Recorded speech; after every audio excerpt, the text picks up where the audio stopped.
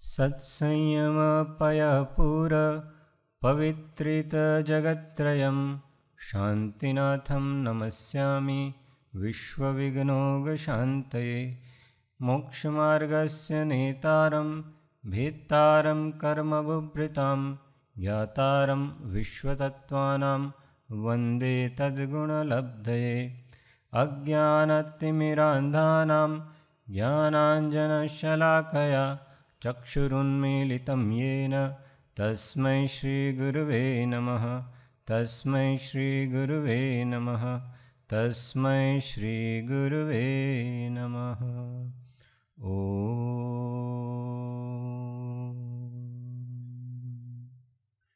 श्री पंचपरमेष्ठी भगवद्देव नमः। श्री सद्गुरु देवाय नमः। जय सद्गुरु वंदन। जय सद्गुरु। स्वाध्याय में तीर्थंकर नाम कर्म के आश्रव में मुख्य कारण रूप ऐसी 16 भावनाओं का तत्वार सूत्र अध्याय 6 के 24वें सूत्र के आधार पर चिंतन कर रहे हैं। 16 भावनाओं के नाम। जब तक स्वाध्याय चलेगा हम रोज बोलेंगे। 16 में से कुछ कुछ भी रह गई तो बहुत है। कुछ कुछ नाम अटपटे। जैसे कोई रोज पूजा करते हैं उनको नाम सारे याद है। महाराज जी के वहाँ भी 16 कारण पर्व में इन 16 भावनाओं पे प्रवचन हुए थे, तो सब लोगों को नाम सारे याद है 16 भावनाओं के। अर्थ नहीं पता किसी का, इस भावना का क्या अर्थ, क्योंकि वर्षों से पूजा करते हैं।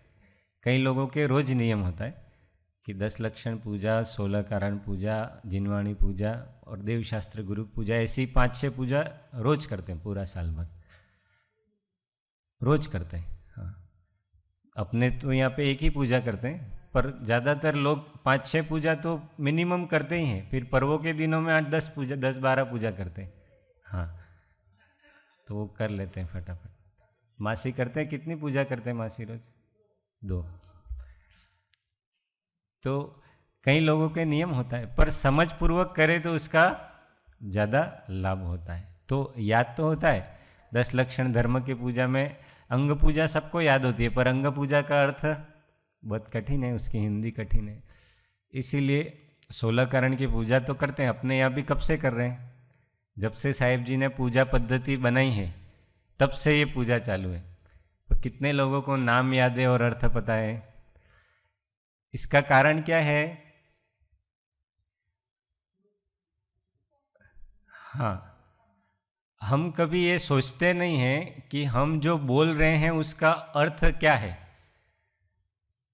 हम खाली बोलते जाते हैं। हाँ, बोलने से याद हो जाता है। याद होना, उसका अर्थ पता होना और उसका चिंतन होना, ये सब अलग अलग वस्तु है। समाधि शतक का पारायण करते हैं तो बहुत सारों को समाधि शतक याद हो जाता है, पर एक भी गाथा का अर्थ पूछेंगे तो पसीना आ जाता है।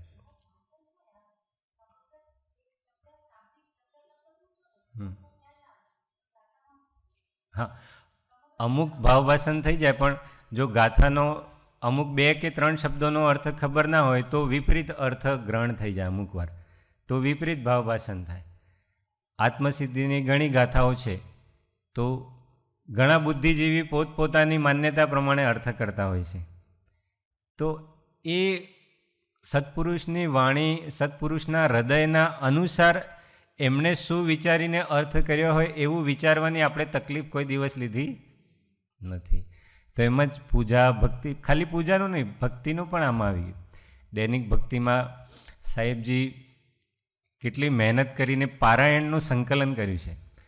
એ પારાયણોમાં એટલી સુંદર સુંદર બધી શાસ્ત્રોની ગાથાઓનો ગુજરાતી પદ્યાનુવાદ છે. રવિવારના વૈરાગ્ય પારાયણ, અધ્યાત્મ પારાયણ, ભક્તિ પારાયણ, આત્માનુશાસન, પદ્મનંદી પંચવિંશતિ, સમયસાર, નિયમસાર, પ્રવચનસાર, પંચાસ્તિકાય, આ બધા શાસ્ત્રોની ગાથાઓનો પદ્યાનુવાદ છે, ભાવાનુવાદ. બધી મુખ્ય મુખ્ય ગાથાઓ છે. અમુક અમુક ગાથાઓનો આપણને યાદ ઘણી હશે, પણ એનો અર્થ, એનું ભાવભાષણ એ હોવું જોઈએ. તો વિશેષ ભાવ આવે પૂજા કરતાં.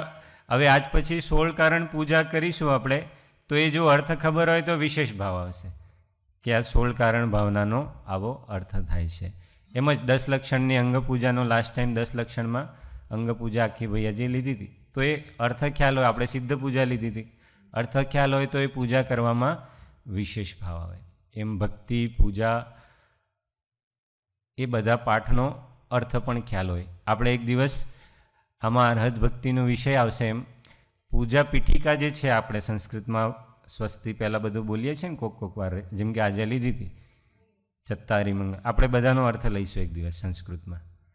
છેક પૂજા પીઠિકા ઓમ નમો હરિયંતાણમથી સ્વસ્તિ, પછી સ્વસ્તિ પહેલાંનો પાઠ, પછી સ્વસ્તિ પછીનો પાઠ, એ આખી પૂજા પીઠિકાનો અર્થ સંસ્કૃતમાં લઈશું. અઘરું નથી. હા, સંધિયુક્ત શબ્દ છે, એ છૂટા પાડીશું તો આપણને એમ લાગશે કે આ તો વિચાર્યું હતું એકદમ ઇઝી છે. તો આપણે એ અર્થ ખ્યાલ હોય તો એ પૂજા કરવા વખતે ભાવ સહિત કોઈ પણ ક્રિયામાં ભાવ જોડાય તો જ એ ક્રિયાનું મહત્ત્વ છે. નહીં તો કથનચિત યોગોથી થોડું કંઈક પુણ્ય બંધાય એ પણ મોક્ષ માર્ગમાં કાર્યકારી નથી. એટલે સમજી સમજીને કરવામાં વિશેષ લાભ છે. तो आज, हाँ, पहले तो नाम, सबसे पहली भावना कौन सी? दर्शन विशुद्धि भावना. दूसरी भावना विनय संपन्नता. तीसरी भावना शील और व्रतों में निरतिचार प्रवर्तन. उसका संक्षिप्त नाम है शील व्रतेषु अनतिचार. बोलो, शील व्रतेषु अनतिचार. हाँ, चलो. चौथा अभीक्ष्ण ज्ञानोपयोग, फिर संवेग,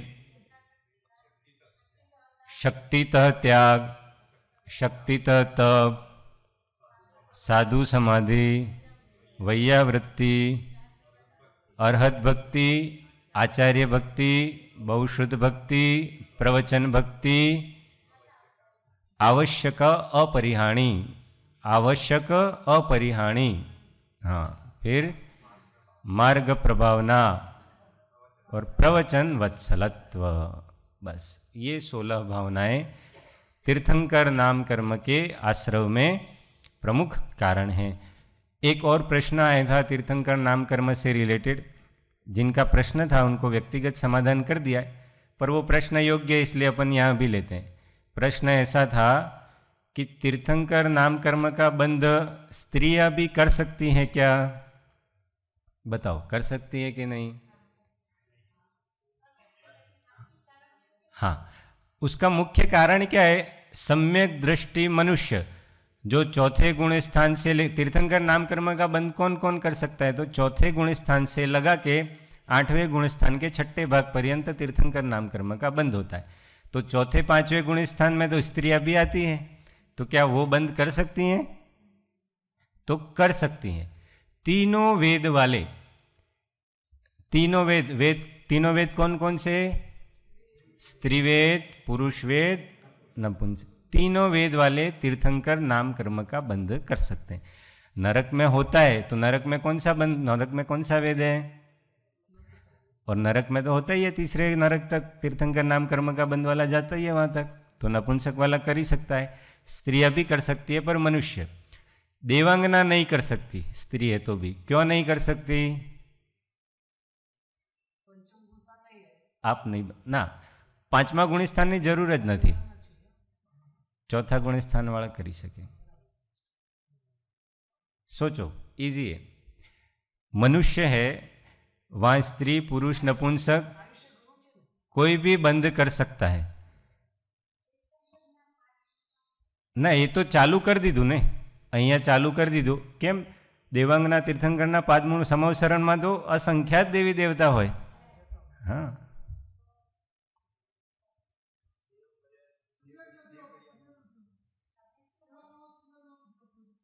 સમ્યક તો હોય.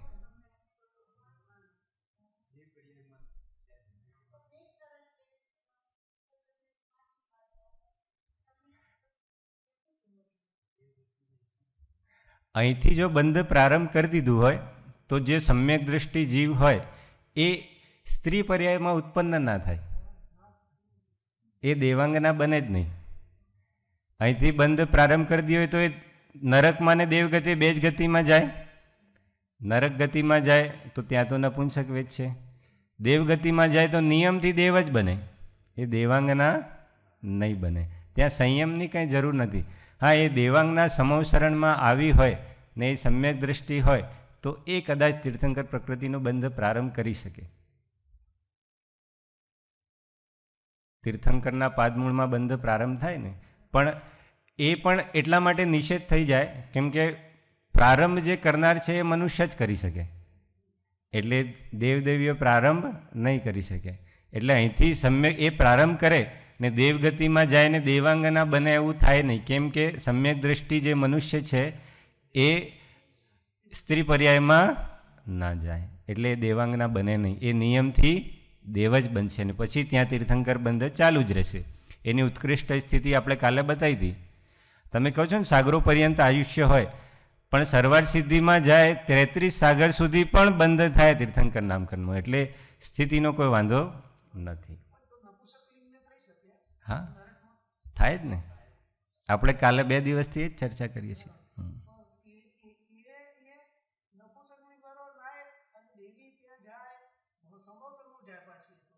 સમ્યક દ્રષ્ટિ થઈને એ સમ્યક દ્રષ્ટિ જીવ ત્યાં પેદા ના થાય ને, દેવાંગના રૂપે પેદા ના થાય એટલે ના. બાકી સમ્યક દર્શન લઈને નરકમાં જઈ શકે. કયા નરક સુધી? સમ્યક દર્શન લઈને પ્રથમ નરક બિન ષટભુ જ્યોતિષ. પહેલા પછી બીજા ત્રીજા નરકમાં જાય તો સમ્યક દર્શન લઈને ના જાય, અહીંયા સમ્યક દર્શન છૂટી જાય, પછી ત્યાં જઈને ફરી થઈ જાય.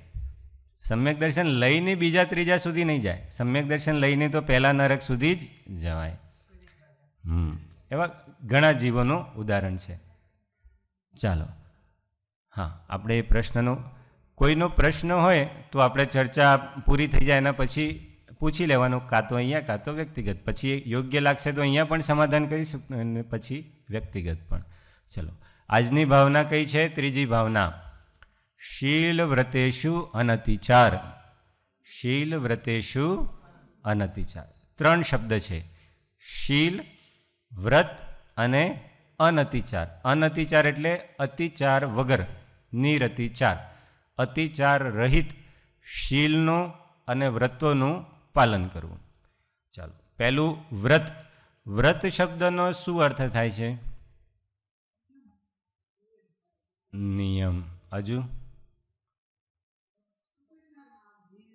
પ્રત્યાખ્યાન, પચખાંડ. બીજું પ્રતિજ્ઞા. બહુ સરસ. બીજું સંયમ. હા, એ તો શબ્દ અર્થ પ્રોપર અર્થ વ્રત શબ્દનું મુખ્ય એક અર્થ આવ્યું પ્રતિજ્ઞા.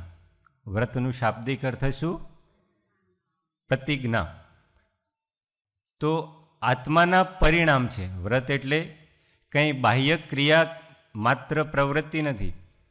દ્રઢતાયુક્ત કોઈ ક્રિયા, શુભ ક્રિયા કરવામાં ને અશુભ ક્રિયાનો ત્યાગ કરવામાં, શુભ ક્રિયાની પ્રવૃત્તિમાં ને અશુભ ક્રિયાની નિવૃત્તિમાં જે આત્માના દ્રઢતાયુક્ત, સંકલ્પબદ્ધતાયુક્ત જે પરિણામ હોય છે એને વ્રત કહેવાય છે. આત્માના પરિણામ કેવા? દ્રઢ પરિણામ, સંકલ્પબદ્ધયુક્ત પરિણામ. શેમાં? અશુભની નિવૃત્તિમાં અને શુભની પ્રવૃત્તિમાં. આને કહેવાય વ્રત. હા, જનરલી પ્રતિજ્ઞા પણ પોઝિટિવ જ હોય. એ અમુક રીતે એને કોઈ નેગેટિવમાં લઈ લેતા હોય, પણ પ્રતિજ્ઞા, વ્રત આ બધા સકારાત્મક શબ્દો જ કહેવાય. વ્રત કોઈ દિવસ નકારાત્મક હોય નહીં. પ્રતિજ્ઞા પણ એનો જ પર્યાયવાચી છે કે હું આ પાપ કરવાની કોઈ દિવસ કોઈ પ્રતિજ્ઞા લેતો નથી. કેમ? અનાદિના સંસ્કારથી પાપ કર્યા જ કરે. પ્રતિજ્ઞા લેવાની જરૂર નથી એની. અનાદિના સંસ્કાર એવા છે ને કે એની પ્રતિજ્ઞા જ છે પાપ કરવાની. એને પ્રતિજ્ઞા ક્યારે લેવી પડે? જ્યારે પ્રયત્નપૂર્વક કોઈ વસ્તુ કોઈ ભાવ કરવા પડે. પાપ કરવા માટે પ્રયત્ન કરવાની જરૂર છે? એ સંકલ્પ કહેવાય. આપણે જે સંકલ્પ વિકલ્પ કહીએ છીએ ને એ સંકલ્પ કહેવાય સામાન્ય, એને પ્રતિજ્ઞા ના કહેવાય. પ્રતિજ્ઞા પંચ સાક્ષીમાં હોય, પંચ પરમેષ્ઠિની સાક્ષીમાં હોય, ગુરુ સાક્ષીમાં હોય, ભગવાનની સાક્ષીમાં હોય, આચાર્ય ઉપાધ્યાય સાધુઓની સાક્ષીમાં હોય. આમ ક્રોધમાં કંઈ બોલી નાખ્યો એને પ્રતિજ્ઞા ન કહેવાય. પ્રકૃતિની સાક્ષીમાં ભીષ્મ પ્રતિજ્ઞા ભીષ્મ પિતામાં લીધી હતી ને, મહાભારતમાં એક દ્રષ્ટાંત આવે છે પ્રકૃતિની સાક્ષીમાં, સૂર્યની સાક્ષીમાં, એમ એ બધી પ્રતિજ્ઞાઓ કહેવાય. પાપ આ પ્રયત્ન કરવું જ નથી પડતું. પાપ કરવામાં શું પ્રયત્ન કરો? એટલે પ્રતિજ્ઞા લેવાની, પાપ કરવા માટે પ્રતિજ્ઞા લેવાની જરૂર જ નથી કે હું આવો પાપ કરીશ. એ તો એમ જ ચાલુ જ છે 24 કલાક. જે એનાથી જે વિપરીત ભાવ છે, એને ત્યાગ કરવાના જે ભાવ છે, એના માટે પ્રયત્નની જરૂર છે. એના માટે આત્માને પુરુષાર્થની આવશ્યકતા છે. એટલે એને કહેવાય છે વ્રત. આવા જે પરિણામ છે આત્માના, વ્રત સર્વથા નિવૃત્તિરૂપ નથી હોતું. ખરેખર નિશ્ચયથી વ્રત કોને કહેવાય? શુભ અશુભ એટલે શુભ અશુભ રૂપ રાગાદિનો ત્યાગ, એને નિશ્ચયથી વ્રત કહેવાય. પુરુષાર્થ સિદ્ધિ ઉપાયનો એક સૂત્ર છે, 44મી ગાથા છે, 44. સાહેબજી વારંવાર સ્વાધ્યાયમાં લેતા હોય છે, કોઈને યાદ છે? પુરુષાર્થ સિદ્ધિ ઉપાયની 44th નંબરની ગાથા, કે ખરેખર અહિંસાદિક વ્રત શું કહેવાય સાહેબ? હા, બહુ સરસ.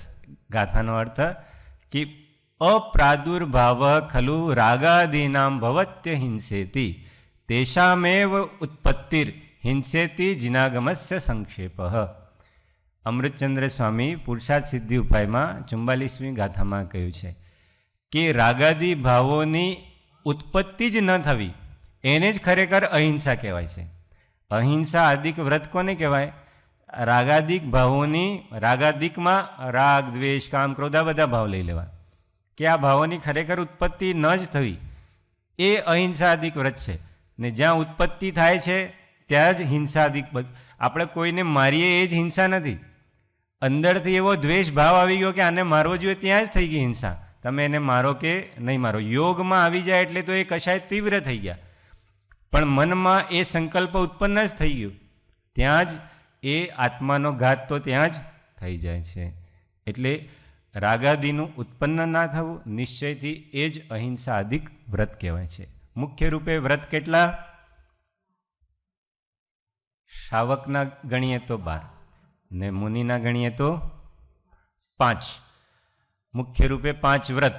કયા કયા? આ તો બધાને યાદ હશે. હા, 1 મિનિટ, બધા નહીં બોલતા.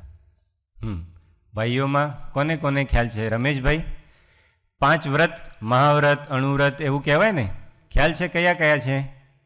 સાંભળ્યો છે ને ઘણી વાર. એકેય વ્રતનું નામ અત્યારે બોલ્યો, એક તો હું જ બોલી ગયો અહીંથી. આદિકમાં પાછળ, હા, સત્ય,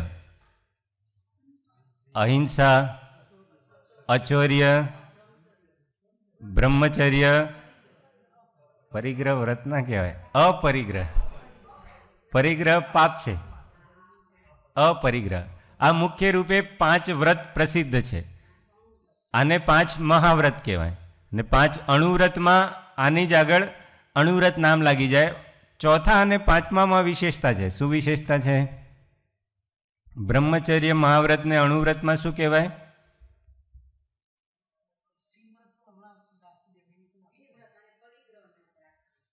ગ્રહસ્થ માટે બ્રહ્મચર્ય અણુવ્રત હોય તો એને શું કહેવાય?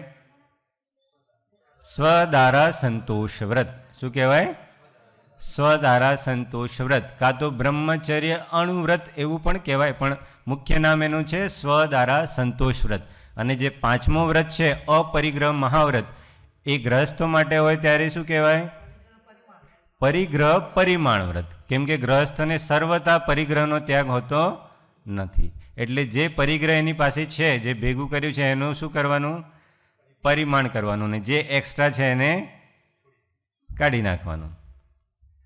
મોદીજી પ્રધાનમંત્રી બનીને ગયા જ્યારે, ખ્યાલ છે આ ઘટના એ વખતે મીડિયામાં બહુ વાયરલ થઈ હતી. તો જે એમને ત્યાં રાજભવનમાં કીધું કે પ્રધાનમંત્રી આવાસમાં તમે આવો, તો એ ગયા. 19 ટ્રક ભરીને સામાન એમને ત્યાંથી કે આ લઈ જાઓ, મારે શું કામનું, મારે તો એક કમરામાં રહેવું છે, આટલું બધું સામાન મારે કંઈ કામનું નથી ને કોઈ દિવસ કામ આવશે નહીં. તો 19 ટ્રક ભરીને સામાન ત્યાંથી બહાર કાઢ્યું, બહાર મોકલી દીધું. એક ખાલી આખા રાજભવનમાં એક જ રૂમમાં એ રહે છે. તો આ એક સ્થૂલ દ્રષ્ટાંત છે. શું કરવાનું? પરિગ્રહ પરિમાણ. આપણે આવા બધા દ્રષ્ટાંત સાંભળીને શીખવાનું છે. આપણે કહીએ રાજેશ્વરી તો નરકેશ્વરી, પણ ભરત ચક્રવર્તી જેવા રાજા પણ રહ્યા. એ રીતે આવા સંયમી પરિગ્રહની ભાવનાથી રહિત પુરુષો આવી મોટી પોસ્ટ પર રહે તો કદાચ આપણે કરતાં ઓછું પાપ બંધ કરે, કેમ કે એ પરિગ્રહોની ભાવનામાં લિપ્ત જ નથી. રાજેશ્વરી તે નરકેશ્વરી ક્યારે કહેવાય? જ્યારે એ પરિગ્રહમાં રાજાને આખી પ્રજા જ પરિગ્રહ છે, આખું રાજ્ય એને માટે પરિગ્રહ છે. જો એમાં એને મૂર્છા હોય તો એને નરકમાં જવું પડે. પણ જો એને પોતાના જ સામાન પ્રત્યે, પોતાની સામગ્રી પ્રત્યે, પોતાના જે વૈભવ છે એમાં જ મૂર્છા નહીં તો આખા દેશના વૈભવમાં ક્યાંથી હોય?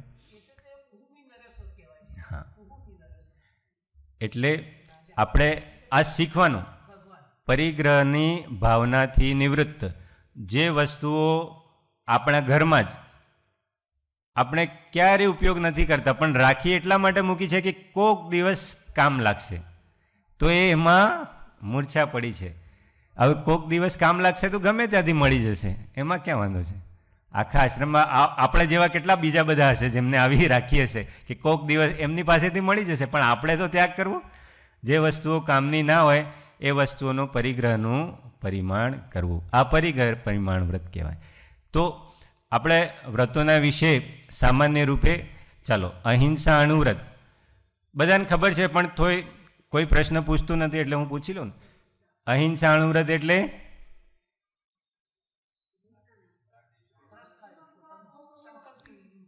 સ્થૂલ હિંસાનો ત્યાગ, ને અહિંસા મહાવ્રત એટલે સંપૂર્ણ હિંસાનો ત્યાગ. સંપૂર્ણમાં સ્થાવર અને ત્રસ બંને જીવોની હિંસાનો ત્યાગ. અત્યારે આપણે વ્યવહારથી વાત કરી છીએ, નિશ્ચયથી આપણે વાત કરી લીધી કે રાગ દ્વેષ આદિનો ત્યાગ એ બધા વ્રતોનું સ્વરૂપ છે. આપણે વ્યવહારથી હવે ચલો, અહિંસા થઈ ગયું. હવે એમાં સ્થૂલ હિંસામાં સ્થાવરનો ત્યાગ નથી હોતો, ત્રસ હિંસાનો સર્વથા ત્યાગ હોય છે. એમાં પણ 4 પ્રકારની હિંસા, એમાં સંકલ્પી હિંસાનો ત્યાગ હોય છે, આરંભી, વિરોધી, ઉદ્યોગી હિંસાનો યથાશક્તિ ત્યાગ હોય છે. આ અહિંસા અણુવ્રત અને અહિંસા મહાવ્રત આપણે સાથે સાથે ચાલીએ. બીજું વ્રત સત્ય અણુવ્રત અને સત્ય મહાવ્રત. સત્ય અણુવ્રત એટલે હા, સ્થૂલ રૂપથી અસત્યનું મૃષાવચનનું ત્યાગ, ને સર્વતા પ્રકારે મૃષાવચનનું ત્યાગ એ મહાવ્રતમાં આવે. ચલો, ત્રીજું અચૌર્ય. બોલો.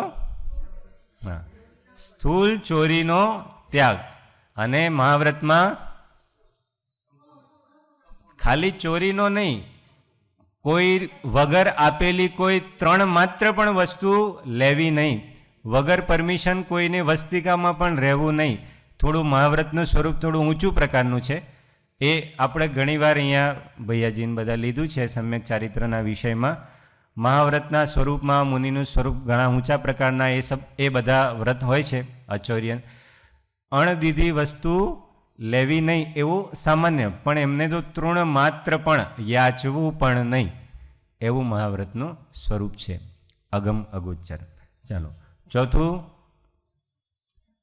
શ્રાવક માટે સ્વદારા સંતોષ. સ્વદારા સંતોષ એટલે પોતાની સ્ત્રી સિવાય જે સામાજિક રીતે વિવાહ કર્યો છે એવી પોતાની સ્ત્રી સાથે અન્ય બધી સ્ત્રીઓ સાથે સંબંધનો ત્યાગ. બધી સ્ત્રીઓ સાથે માતા, બહેન, પુત્રીનું સંબંધ. એમ પુરુષો માટે, સ્ત્રી માટે પણ પોતાના પુરુષ સિવાય બીજા બધા પુરુષનો ત્યાગ, એ સ્વદારા સંતોષ વ્રત. અને બ્રહ્મચર્ય મહાવ્રતમાં 9 કોટિથી મન વચન કાય કૃત કારિત અનુમોદનાથી બધી સ્ત્રીઓનો ત્યાગ અને આરિકાઓ માટે બધા પુરુષોનો ત્યાગ, એ મહાવ્રત. પછી પરિગ્રહ પરિમાણ અણુવ્રત. પરિગ્રહ પરિમાણ અણુવ્રતની આપણે વ્યાખ્યા થોડી વાર પહેલાં સમજી.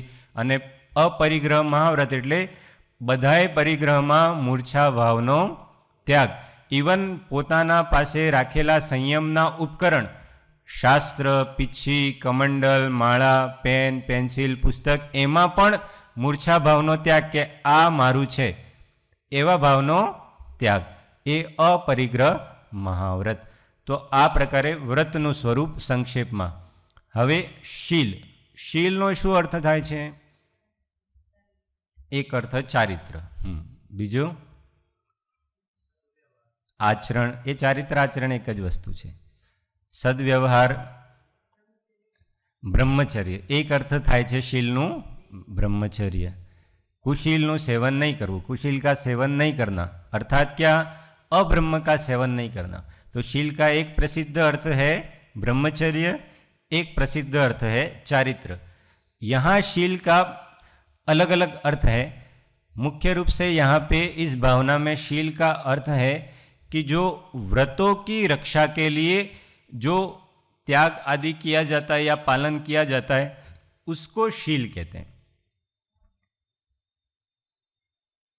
आया शील का अर्थ समझ में? हाँ, बागड़, खेत के चारों ओर वाड़ बनाई, बागड़ बनाई, किसके लिए? खेत की रक्षा के लिए. तो जे वाड़ है એને શું કહેવાય? शील. હવે शील શ્રાવક માટે પણ જુદા છે અને સાધુઓ માટે પણ જુદા છે. વ્રત પરિરક્ષણાર્થમ શીલમ. શું કીધું શીલની પરિભાષા? व्रत परिरक्षणार्थम शीलम. व्रतों की रक्षा के लिए जो त्याग आदि किए जाते हैं वो क्या कहलाता है? शील. अब पहले महाव्रत की बात करें तो अहिं 5 महाव्रत हुए. उन महाव्रतों की रक्षा के लिए अलग अलग हमने तत्वार्थ सूत्र में देखा होगा, तो वह अहिंसा आदि व्रत की भावनाएं हैं. 5 भावनाएं हैं. अहिंसा व्रत की 5 भावनाएं, सत्य व्रत की 5 भावनाएं, अचौर्य की 5 भावनाएं, ब्रह्मचर्य की 5 भावनाएं और परिग्रह परिमाण की अपरिग्रह महाव्रत की 5 भावनाएं. उन भावनाओं में जो कहा है उसका अच्छे से पालन करना, जो प्रवृत्ति रूप है उसका पालन करना और जो निवृत्ति रूप है उसका त्याग करना, तो इसको कहते हैं शील. क्या कहा? जैसे पहला महाव्रत अहिंसा महाव्रत. अहिंसा महाव्रत के पालन में क्या करना? तो उसमें कहा वांग मनो गुप्तिर्यादान निक्षेपण समित्यालोकित पान भोजनानि पंच. ये 5 भावनाएं कही, उनका भली प्रकार से पालन करना. वचन गुप्ति, मनोगुप्ति और एरिया समिति. वचन गुप्ति मतलब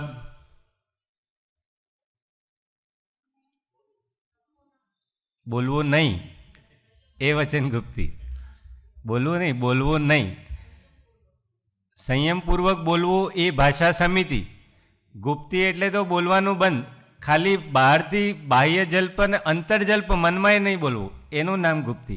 खाली भाषाथी बोलवो नहीं एटલું જ નહીં, अंदर मनमांय આપણે મૌન હોય તો અંદર અંદર કેટલો બધું ચાલતો હોય, એ પણ નહીં.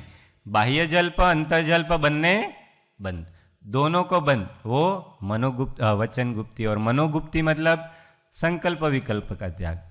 फिर एरिया समिति. समिति में जब आएगा अगर भाषा समिति तो हित मित प्रिय आवश्यकता पड़ने पर बोलना, वो एरिया समिति में आता है. आलोकित पान भोजनानी मतलब सूर्य के प्रकाश में, आलोक मतलब सूर्य के प्रकाश में देखकर शोधन करके भोजन करना, ये मुनि के लिए. आलोकित पान भोजनानी मतलब सूर्य के प्रकाश में देखकर शोधन कर भली प्रकार से भोजन करना. रात्रि भोजन का तो त्यागी हो गया है, वहाँ तो बात ही नहीं है. आलोकित पान भोजनानी. तो ये जो 5 भावनाएं, उसी को हम शील कह सकते हैं. कहीं पे अहिंसा व्रत के शील में क्रोध और मान का त्याग करना ऐसा भी आता है.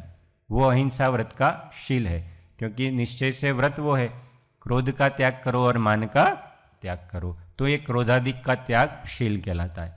फिर दूसरा व्रत है कौन सा? महाव्रत, असत्य महाव्रत। सत्य महाव्रत में क्या? क्रोध, लोभ, भीरुत्व, हास्य, प्रत्याख्यानान्यनुवीची, भाषणम च पंच, ऐसी 5 भावनाएं उसके लिए कही हैं। मतलब व्यक्ति झूठ कैसे कैसे बोलता है? या तो क्रोध के वश से, लोभ के वश से, भय के वश से, हंसी मजाक में, ज़्यादा हंसी मजाक में उसका क्या विवेक नहीं रहता है, तो वो उस समय भी तो क्रोध का प्रत्याख्यान, लोभ का प्रत्याख्यान, भय का प्रत्याख्यान, हास्य का प्रत्याख्यान और अनुविची भाषण, मतलब आगम के अनुकूल है वही बोलना, उसके अलावा कुछ बोलना नहीं। तो आगम में तो पूरा सत्य है, असत्य है ही नहीं, तो वो झूठ बोल ही नहीं पाएगा। मुनि के लिए बात चल रही है, अभी हम महाव्रतों की चर्चा कर रहे हैं। आगम के अनुकूल ही बोलना, उसके अलावा बोलना ही नहीं, वो मुनि का कर्तव्य। उससे क्या होगा? उसके सत्य व्रत की रक्षा होगी। अभी हम शील की बात कर रहे हैं ना, व्रतों की रक्षा कैसे करनी, तो उसका जो सत्य महाव्रत है, अणुव्रतों में भी हमको ये समझ लेना चाहिए। अगर हम अणुव्रती हैं तो हम झूठ से कैसे बचें? तो जो आगम के अनुकूल है वही बोलो, जो शास्त्र के अनुकूल है, सदगुरुदेव की वाणी में जो आया है वही बोलो, उसके अलावा कुछ बोलो ही नहीं, तो ऑटोमेटिक सत्यानुव्रत की रक्षा हो जाएगी और उनके मुनियों के सत्यव्रत की रक्षा हो जाएगी। इसलिए ये जो कह रहे हैं ये सारी भावनाएं किस लिए हैं?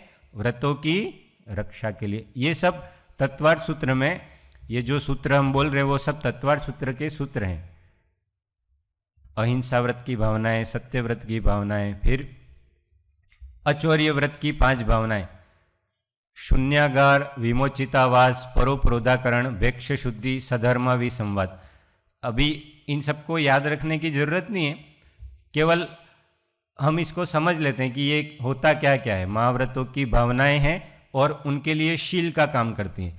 मतलब पर्वत, शून्यवास, मतलब जो शून्य आवास है, जैसे पर्वत, गुफा, वृक्ष, कोटर, नदी तट, खाली कोई स्कूल है, खाली धर्मशाला, जहाँ कोई रहता नहीं है, खंडर है, वहाँ जाके रहना, साधुओं के लिए बात, वो शून्यागारावास। फिर दूसरों के द्वारा छोड़े हुए ग्राम, नगर आदि, वो विमोचित आवास, वहाँ जाके रहना।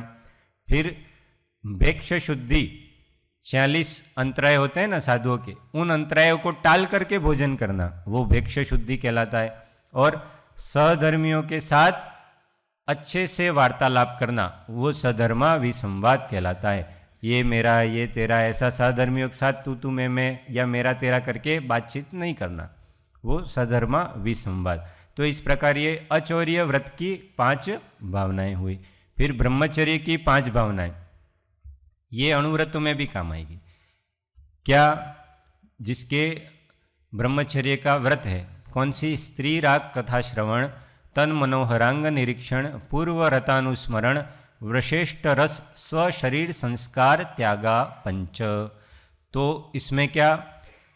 स्त्रियों के, पुरुषों के लिए स्त्रियों में जो अनुराग बढ़ाती है ऐसी कथाओं का श्रवण नहीं करना, और स्त्रियों के लिए जो पुरुषों में अनुराग बढ़ाए ऐसी बातों का, कथाओं का श्रवण नहीं कराना, उनके मनोहर अंगों को नहीं देखना, पूर्व काल में भोगे हुए भोगों का बार बार स्मरण नहीं करना, भोजन में गरिष्ठ रस, गरिष्ठ वस्तुओं का अधिक सेवन नहीं करना, वो तामसिक होते हैं, और अपने शरीर का ज़्यादा संस्कार नहीं करना। ये सब ब्रह्मचर्य व्रत की 5 भावनाएं। और परिग्रह में 5 भावनाएं सरल हैं। जो मनोज्ञ और अमनोज्ञ इंद्रिय विषय हैं उनमें राग द्वेष का त्याग। जो मनगमता अणगमता 5 इंद्रियना જેટલા વિષય છે એમાં રાગનો અને દ્વેષનો ત્યાગ। તો આ ભાવનાઓ શીલનું કામ કરે છે, વ્રતની સુરક્ષા, વ્રતની રક્ષા। તો આ મહાવ્રતની અપેક્ષા, સાધુઓની અપેક્ષા વ્રત અને શીલનો વિચાર કર્યો। આ વ્રત અને શીલને અતિચાર રહિત પાળવા એને શું કહેવાય? शील व्रतेषु अनतिचार। ये साधुओं के लिए। और श्रावकों के लिए क्या? व्रत तो हमने विचारे 5 अणुव्रत। उन 5 अणुव्रतों की रक्षा के लिए 7 प्रकार के शील व्रत कहे, उनमें 3 गुण व्रत और 4 शिक्षा व्रत आते हैं। हाँ, अब ये पढ़ा हुआ है इसलिए पूछ रहा हूं, गुण व्रत कौन कौन से? हाँ, बहुत सरस। दिग्व्रत, देशव्रत, अनर्थ दंड व्रत। कहीं कहीं भोगोपभोग को लिया है गुण व्रत में, और कहीं कहीं हाँ नहीं, उस दिगंबर आमनाय में भी कुछ आचार्यों ने उसको गुण व्रत में लिया है। तो दिग्व्रत, देशव्रत और अनर्थ दंड। फटाफट, दिग्व्रत मतलब क्या? दिशाओं की जीवन पर्यंत मर्यादा, आजीवन मर्यादा। 10 दिशाओं की आजीवन मर्यादा कर लेना कि इस दिशा में मैं इतना, इस दिशा में इतना, जीवन पर्यंत यहीं तक जाऊंगा, वो दिग्व्रत। चलो दूसरा, देशव्रत मतलब क्या? हाँ, जो दिग्व्रत में परिमाण किया उसमें भी दिग्व्रत में क्या होता है? जीवन पर्यंत होता है। और देशव्रत में कुछ घंटे के लिए, एक दिन के लिए, कुछ दिन के लिए, सप्ताह के लिए, महीने के लिए, ऐसे परिमाण करना। पर कितना? कुछ क्षेत्र का। जैसे आज के दिन में मैं आश्रम से बाहर नहीं जाऊंगा, तो ये क्या हो जाता है? देशव्रत। आज के दिन में मैं अहमदाबाद गांधीनगर से बाहर नहीं जाऊंगा, कोई भी काम पड़ा तो इतने में ही, तो ये क्या हो गया? देशव्रत। एक सप्ताह के लिए मैं यहाँ, ये सब हम कर सकते हैं, ये हमारे लिए ही है, ये सुबह हमको करना ही चाहिए। अपने मंदिर में एक पैम्पलेट रखा है, शायद आप रोज पढ़ते हैं ना?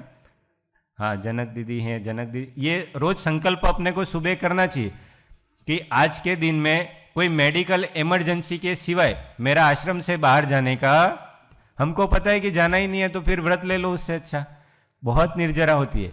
आगम में दिग्व्रत और देशव्रती श्रावक को जितने काल का त्याग लिया उस काल पर्यंत मुनि कहा है, क्योंकि जैसा मुनि का त्याग होता है वैसा आपने त्याग किया है।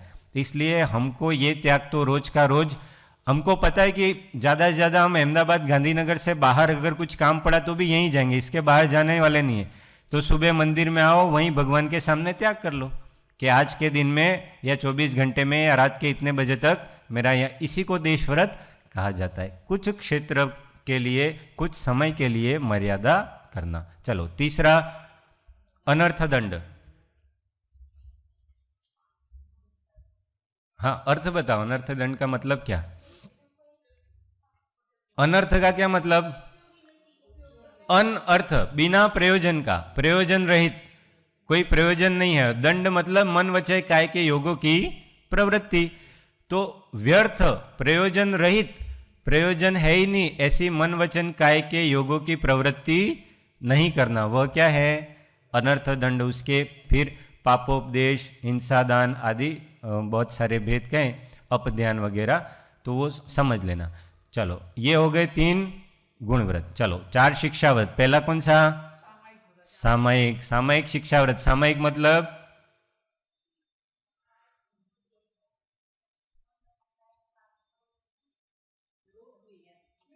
हाँ, अमुक काल तक, जैसे 1 घड़ी 2 घड़ी, वैसे जगन्य 2 घड़ी का है 48 मिनट, और उत्कृष्ट उससे ज्यादा, तो उतने काल तक पाप प्रवृत्तियों का, समस्त पाप प्रवृत्तियों का त्याग करके आत्मचिंतन में, देखो खाली त्याग करना इतना सामयिक नहीं है, एक रूढ़ी बन गई है वो अलग बात है।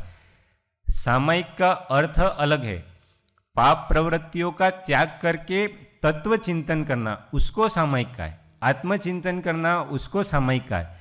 त्याग करके हम खाली बैठ गए कुर्सी पे या टीवी देखने लग गए या कुछ भी इधर उधर की बातें की, वो सामयिक नहीं कहलाएगी। तत्व चिंतन, आत्मचिंतन, स्वाध्याय करो, भक्ति करो, कुछ भी करो कुछ काल के लिए, स्वाध्याय भक्ति भी कुछ काल के लिए, फिर सामयिक का अधिकांश काल हमारा ध्यान या चिंतन में व्यतीत होना चाहिए, इसको कहते हैं सामयिक। चलो दूसरा, प्रौषध उपवास, सब जानते ही हैं, पर्व के दिनों में यथाशक्ति व्रत करना। हाँ, तीसरा भोगोपभोग परिमाण। भोग और उपभोग 2 शब्द हैं अलग अलग। भोग का क्या अर्थ? एक बार भोग कर सकते हैं, उसको भोग कहा। जैसे भोजन एक ही बार खा सकते हैं, रोज वही के वही भोजन नहीं खा सकते। उपभोग में एक ही वस्तु रोज भोग सकते हैं, जैसे वस्त्र आदि। वाहन है हमारा, गाड़ी हमारी है, रोज भोग सकते, वो उपभोग। एक बार भोग किया दूसरी बार नहीं कर सकते तो वो भोग में आता है, और जो बार बार भोग सकते हैं वो उपभोग में आता है। तो ऐसी भोग और उपभोग की वस्तुओं का परिमाण करना, वो क्या है? भोगोपभोग परिमाण। उसमें भोजन संबंधी सारा आ जाता है। अभक्ष, सारे अभक्ष का त्याग करना, वो क्योंकि भोग, भोजन भोग में आता है ना, तो अभक्ष संबंधी जितना त्याग है वो सब भोगोपभोग में आ जाता है। ये सब विस्तार से भैया जी ने पहले बहुत लिया है, परीक्षा भी ली है, पढ़ाया भी है, इसलिए हम अभी विस्तार नहीं कर रहे, फटाफट ले रहे, नहीं तो ये काफ़ी एक एक दिन एक एक व्रत का स्वरूप हम ले सकते हैं। हाँ चलो, चौथा अतिथि संविभाग। चलो, अतिथि संविभाग मतलब क्या?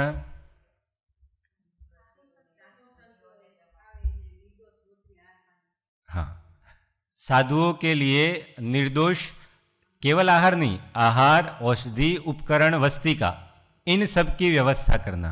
अतिथि मतलब साधु, और संविभाग मतलब भली प्रकार से उनके लिए आहार मतलब गोचरी, भिक्षा आदि की व्यवस्था, औषधि की व्यवस्था, अगर आवश्यकता है तो, जरूरत नहीं है तो नहीं।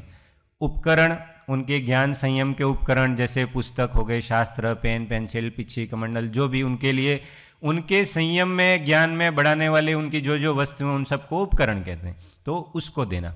और वस्तिका, वस्तिका की व्यवस्था करना, ये सारी व्यवस्थाएं करना, वो क्या कहलाता है? अतिथि संविभाग। तो 3 गुण व्रत और 4 शिक्षा व्रत, इन सातों को कहते हैं शील सप्तक। क्या कहते हैं? शील सप्तक। तो ये शील किसके लिए? इन 7 शील व्रतों में और 5 अणुव्रतों में अन अतिचार, निरअतिचार पूर्वक सेवन करना, वो क्या कहलाता है? शील व्रतेषु अन अतिचार। क्या कहलाता है? शील व्रतेषु। तो हमें निरंतर व्रत को धारण करने के परिणामों में अपने उपयोग को लगाना चाहिए। इष्टोपदेश में पूज्यपाद स्वामी ने बहुत ही सुंदर तीसरा सूत्र लिखा है, किसी को याद है? वरम व्रतैहि पदम देवम ना व्रतै वत नारकम छाया तपस्थयो भेद प्रतिपालयतो महान। अव्रतै वत नारकम, अव्रती रह के नरक में जाने से अच्छा है व्रत लेकर देवगति में जाना। अब आप कहोगे कि पूज्यपाद स्वामी जैसे आध्यात्मिक आचार्य मोक्ष की बात करनी चाहिए और वो देवगति, नरक गति की बात कर रहे हैं। तो इस काल के लिए लिखा है, उन्होंने कहा है कि इस काल में मोक्ष तो होता नहीं है, तो जब तक मोक्ष ना हो तब तक कहां रहना अच्छा? व्रत लेके देवगति में रहना अच्छा, न कि अव्रत रह के नरक गति में। वरम व्रते ही, वरम मतलब श्रेष्ठ है, वरम व्रते ही, व्रतों के द्वारा, पदम देवम, देव पद को प्राप्त करना श्रेष्ठ है। ना व्रते व्रत नारकम, नारकियों में पैदा होना अव्रति रह के वो श्रेष्ठ नहीं है। एग्जाम्पल, छाया तपस थयो भेद प्रतिपाल्य तो महान, कि किसी के इंतजार, आप किसी का इंतजार कर रहे हो और एक वृक्ष की छाया भी है और एक तरफ धूप भी है, तो आप कहां खड़े रह के इंतजार करना पसंद करोगे?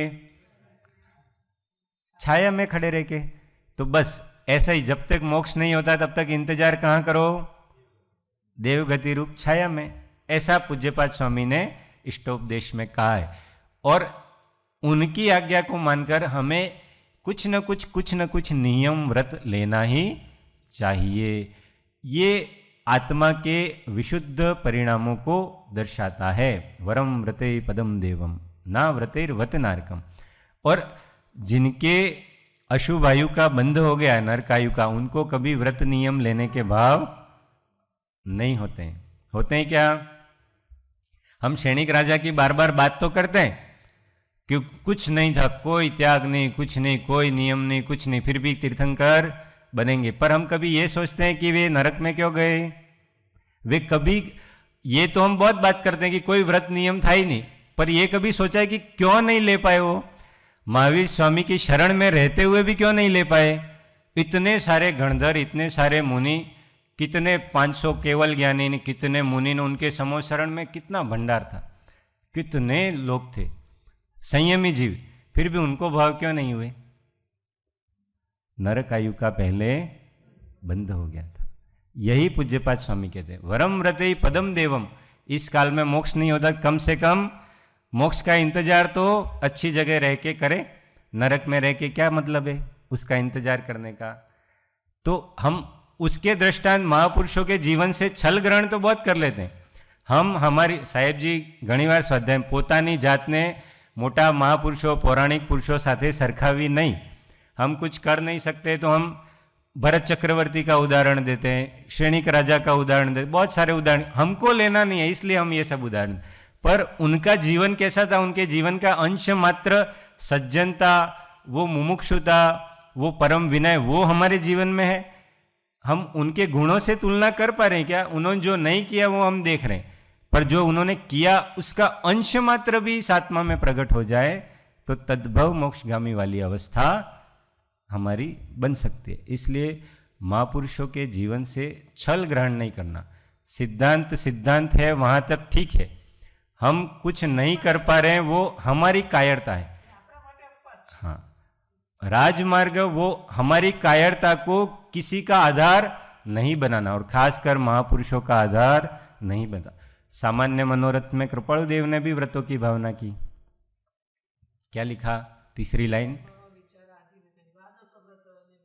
द्वादश व्रत अने दीनता धरी, सात्विक थाऊं स्वस्वरूप विचारी, ए मुझ नेम सदा शुभ क्षेमक, नित्य अखंड रहो भवहारी। પોતે પણ દ્વાદશ વ્રતની ભાવના કરી છે અને અપૂર્વ અવસરમાં તો એકદમ પંચ મહાવ્રતોની ભાવના કરી છે। એ બધા મૂળ ગુણોને પાલન કરવાની ભાવના કરી છે। તો આપણે એવી ભાવના કરીએ, એ ભાવના સાથે સાથે એ ભાવનાનું ભવન બને એવો પણ પ્રયાસ કરીએ। અને વ્રત નિયમ લેવાથી નિશ્ચિત રૂપથી ઘણી વિશુદ્ધિ થાય છે। એ બીજે ક્યાંય પૂછવા નહીં જઈએ તો ખાસ કરીને અમારા તો જીવનનો અનુભવ છે। જ્યારે જ્યારે કોઈ પણ વ્રત નિયમ લીધો છે તો ભાવોની ઘણી વિશુદ્ધિ થાય। ઘણા એકદમ શુષ્ક અધ્યાત્મી જીવ હોય એ એવું તર્ક કરે કે તમારે કાલે તમે કોઈ વ્રત નહોતો, તમે આજે કોઈક વ્રત લઈ લીધો, તમારી આત્મદશામાં શું ફેર પડ્યો? हमको हतोत्साहित करने वाले बहुत सारे जीव होंगे, पर यदि हमारा उत्साह, यदि हमारा भाव वो संकल्प को ग्रहण करते समय तीव्र है तो हम बहुत सारे कर्मों का संवर कर देते हैं। सम्यक दर्शन के बिना भले संवर निर्जरा नहीं होती, पर संक्रमण अवश्य होता है, और बिना संक्रमण के और बिना तथारूप उस निर्जरा के कभी सम्यक दर्शन होता। असंख्यात गुणी कर्म निर्जरा उस प्रथमोपशम सम्यक्त्व के काल में होती नहीं है, क्योंकि यदि बिल्कुल संवर निर्जरा हो ही नहीं तो किसी को सम्यक्त्व हो ही नहीं। कितने सारे पाप कर्म संक्रमित हो जाते हैं आपके एक व्रत करने के भाव से, एक संकल्प के भाव से। तो निश्चित रूप से, और किसी महापुरुषों के उदाहरण तो पुराणों में बहुत सारे भरे पड़े, पर हम भी अगर कोई संकल्प करें तो हमारे आत्म परिणामों में अत्यंत विशुद्धि होती है। उस संकल्प की जागृति इतनी रहती है कि उसका एक उत्साह तो क्या करे, उसकी एक प्रेरणा आत्म जागृति के लिए मिलती है। भेद विज्ञान 24 घंटे अगर सतत चले प्रयत्न पूर्वक, तब जाके ध्यान के काल में भेद विज्ञान की सिद्धि होती है। निश दिन नयन में नींद न आवे, न तभी नारायण पावे। इसका अर्थ क्या? निश दिन मतलब हमेशा 24 घंटे वो भगवत प्राप्ति के भाव, अर्थात आत्मा भिन्न है, शरीर भिन्न है, भाव कर्म भिन्न है, ऐसे भाव ये हमेशा चले, तब जाके किसी विशुद्धि के काल में वो भेद विज्ञान सिद्ध होता है और शुद्ध सम्यक्त्व की उपलब्धि होती है। पर हम केवल ध्यान के काल में वो सिद्ध करना चाहें तो संभव नहीं है। और ऐसी आत्म जागृति हमेशा लाने के लिए व्रत बहुत सहायकारी है। आपने कोई भी एक नियम लिया, जैसे आज मेरा मौन है, ऐसा सुबह नियम कर लिया, तो आपको दिन भर हमको कितनी जागृति रहती है कि मेरा मौन है, मुझे बोलना नहीं है। बार बार बार बार बार एक संकल्प, एक व्रत, एक छोटा नियम कितनी जागृति देके जाता है। और ये जागृति, दिस जागृति लीड्स टू दैट जागृति, कौन सी? जो हमको भेद विज्ञान कराएगी। निरंतर आत्म जागृति उसमें ये लीड करती है, ये उसको बल देती है। ये छोटी छोटी जो जागृति है वो निरंतर हमें आत्म जागृति की ओर प्रेरित करती है। इसलिए कभी कोई नियम, कोई व्रत हमेशा हमको पतन के लिए कभी सहायकारी नहीं होता। आप अगर वैसे भाव करेंगे तो नियम से वो आपकी आत्मविशुद्धि का ही कारण होता है। पर इसमें वही है, विवेक का उपयोग करना। शक्तितः त्याग, शक्तितः तप, पर वहाँ शक्ति को छुपाना नहीं। और व्रतों के परिणाम, शील के परिणाम कैसे होते हैं, उनका स्वरूप कैसा होता है, साधु की अपेक्षा क्या स्वरूप है, श्रावक की अपेक्षा शील और व्रतों का क्या स्वरूप है, और निरतिचार कैसे उसका पालन किया जाए। और शील और व्रतों में निरतिचार पूर्वक पालन दर्शन विशुद्धि सहित होता है तो तीर्थंकर नाम कर्म का आश्रय होने में सहायकारी होता। तो आज हमने तीसरी भावना को, मैंने सोचा था कि ये भावना 2 दिन तक चलेगी क्योंकि बहुत बहुत बड़ा है, सारे शीलों का वर्णन, सारे व्रतों का वर्णन।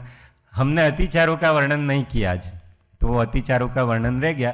पर अतिचार आप स्वयं पढ़ सकते हैं, बहुत सारे तत्वार सूत्र में है ही, पंथ परमपद जो भैया जी ने लिखा है उसमें भी अतिचारों का वर्णन है, और तत्वार सूत्र की किसी भी पुस्तक में अतिचारों का वर्णन मिल जाएगा। रत्नकरण श्रावकाचार में मिल जाएगा, पुरुषार्थ सिद्धि उपाय में मिल जाएगा, सारे श्रावकाचारों में मिल जाएगा। अतिचारों का हमने बहुत यहाँ पे वर्णन नहीं किया है, इसलिए वो रह गए। बाकी सारे व्रत और शील का हमने स्वरूप समझा। ये स्वरूप समझ के करना क्या है, उनको धारण करने के परिणाम, सम्यक्त्व पूर्वक धारण करने के, दर्शन विशुद्धि पूर्वक धारण करने के परिणाम। तीर्थंकर बनना वो हमारा लक्ष्य नहीं है, आत्मविशुद्धि करना वो लक्ष्य है। इन भावनाओं के भाते भाते इतनी आत्मविशुद्धि होती है कि तीर्थंकर नाम कर्म का सहज आश्रय होता है। तीर्थंकर बनने के लिए इन भावनाओं को, जो तीर्थंकर बनने के लिए भाता है वो कभी तीर्थंकर बनता नहीं है।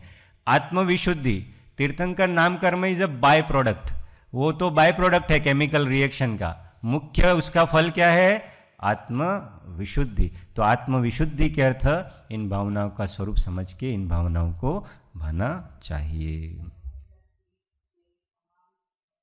हाँ, ये शीलનો અર્થ જ્યારે બ્રહ્મચર્ય એવું કરીએ, शीलનો અર્થ બ્રહ્મચર્ય કરીએ તો એ બ્રહ્મચર્યના જ્યારે કેવળ જ્ઞાન થાય ત્યારે 18,000 ભેદ થાય એવું, એ આપણે બધાની ઈચ્છા હોય તો સામૂહિક લઈશું, નહીં તો આપણે વ્યક્તિગત સમજીશું। એ 4-5 વસ્તુ મલાઈને પરસ્પર મલ્ટિપ્લિકેશન કરીએ તો એ 18,000 ભેદ એના शीलના થઈ જાય છે। ઓમ ઓ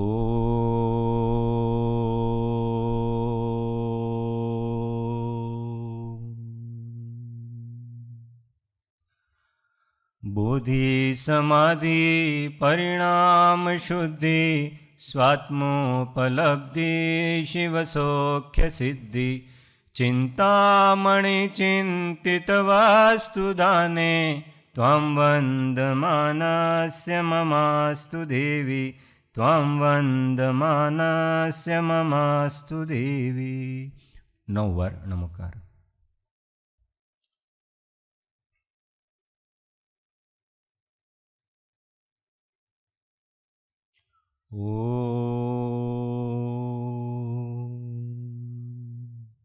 जय सद्गुरु, जय सद्गुरु, जय सद्गुरु।